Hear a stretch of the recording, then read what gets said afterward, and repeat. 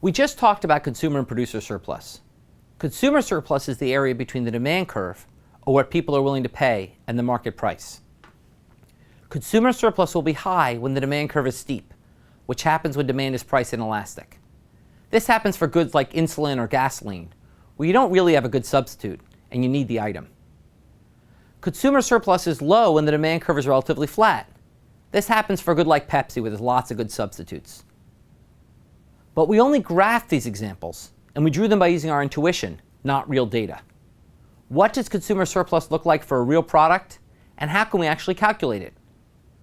A great application of economists doing this is with Uber, the ride-sharing company we discussed at the beginning of this course.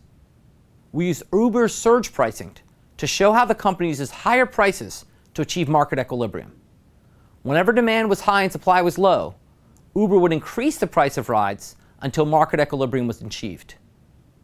It turns out that surge pricing is also a convenient way to calculate consumer surplus.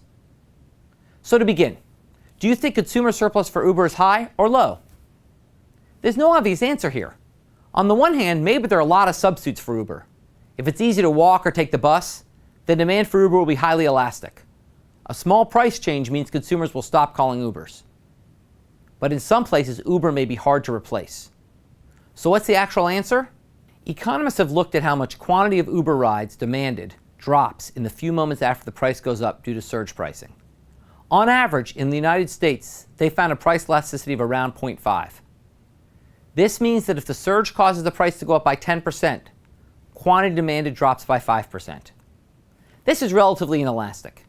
It turns out that people aren't able to very easily switch to other means of transportation as Uber prices rise. This means consumer surplus should be high. And indeed, the authors calculate that the surplus from Uber is about $7 billion in 2015. This means consumers were willing to pay $7 billion more for Uber than they actually ended up spending. So it looks like Uber makes consumers pretty happy. Is there a way for Uber to capitalize more on this? Could they capture some of that consumer surplus for themselves? We'll talk about strategies to do that in a few lectures.